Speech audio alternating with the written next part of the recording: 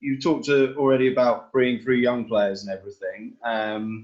Obviously, I wasn't attending in your first spell. How would you describe your sort of style of play? What do you look for in your team's style? I suppose in terms of a style of play, I would say that I'm quite adaptive. I like my teams to work hard, obviously. I like to press when we can, and I like us to be fast in wide areas in terms of our attacking focus. Right. I haven't got a particular tactical bias, so you'll see some managers that will play a system and that's their system. I'm happy to play in a number of different systems, but our philosophy that we get over to the players is the same in any system that we have. So our tactics don't define the way that we play, if that makes sense. So, and our tactics can vary on a number of different things. So it might be player availability.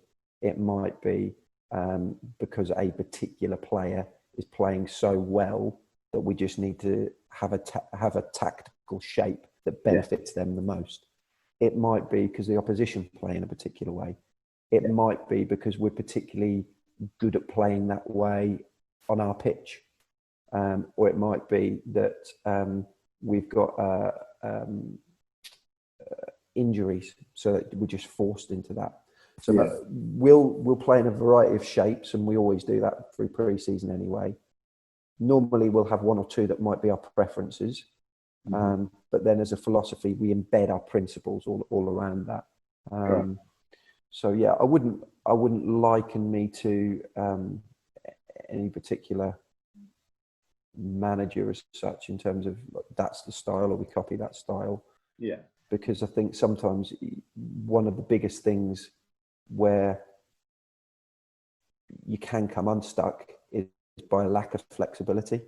And I would say that probably is one of my biggest strengths because I'm aware of it.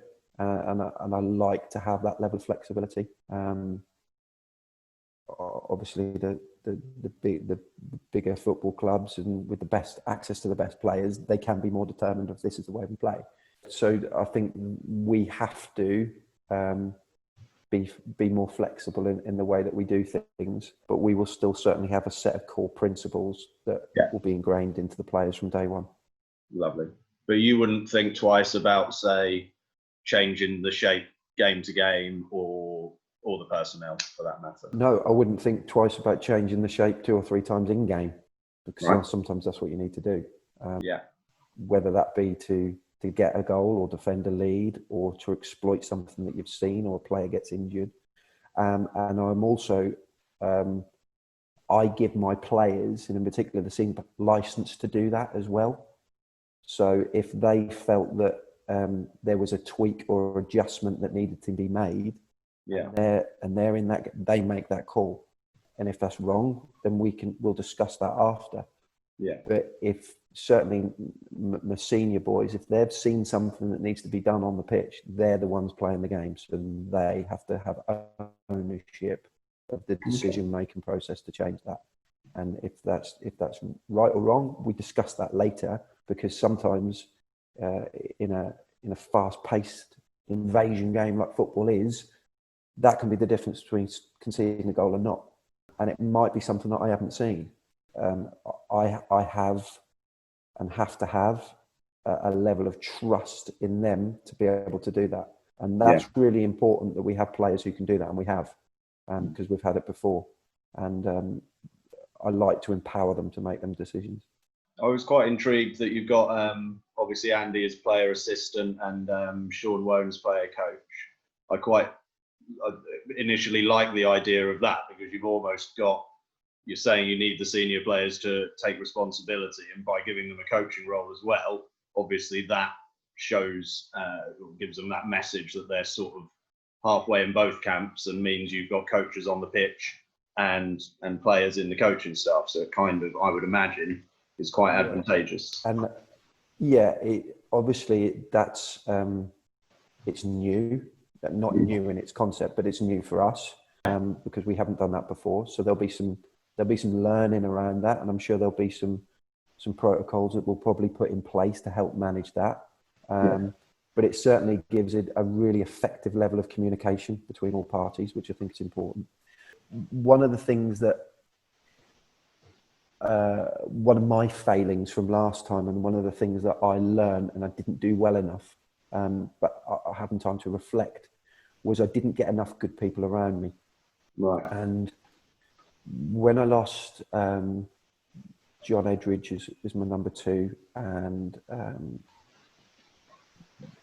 I kind of had in my mind's eye what I wanted as an assistant, and being brutally honest, that person probably didn't exist because they were this, and this, and they probably existed, but they're being employed probably in a professional environment. And I resisted that to say, well, they're not good enough. No, that's not what I want because they can't do this, this, and this. And I was wrongly looking at the things that that person couldn't do as opposed to the things that that person perhaps could do to help me.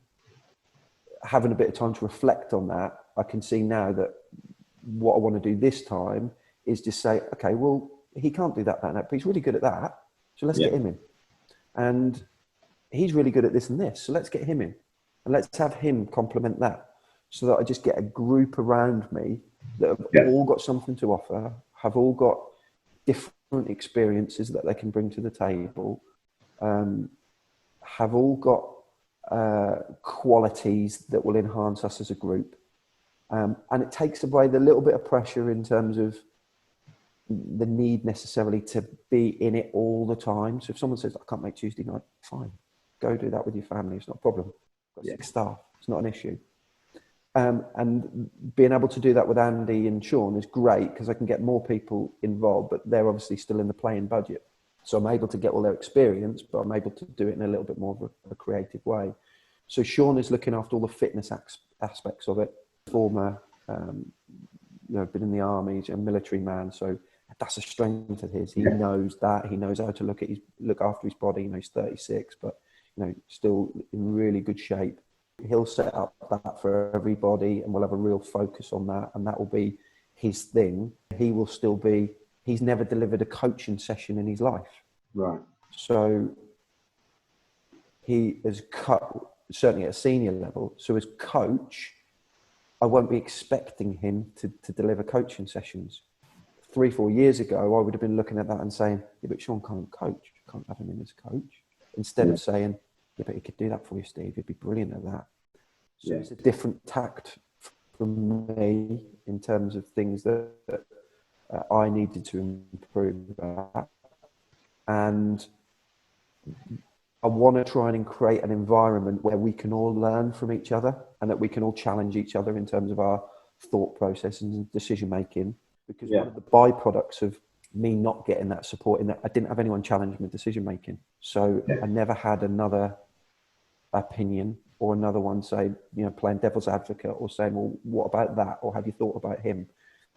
And again, in reflection, that's so important because you're blinkered in that moment in time. And obviously with all the other aspects of your life that's playing in, you could just be having a bad day, which in turn affects how you deal with a certain player, as opposed to someone saying, don't worry, I'll deal with him. You focus on that, I'll deal with him. Already, that relationship with my brother is just a really comfortable one because he's brilliant at that in terms of challenging my thoughts. I was going to say, brothers are always going to challenge you, aren't they? So, absolutely. But I welcome it. So it's not, I can never say to him or any of the staff that I put around me, I can never fall out with them for having an opinion because that's what they're there to do. I might not agree with their opinion and vice versa. And that's absolutely fine.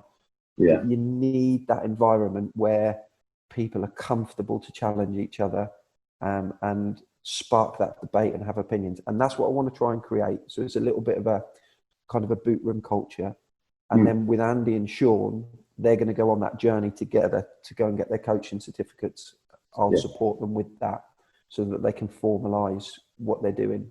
Experience-wise, they'll have all that, but they need to formalise that and get that credibility as they move through that. Yeah, that's the kind of the platform that we want to put together for that.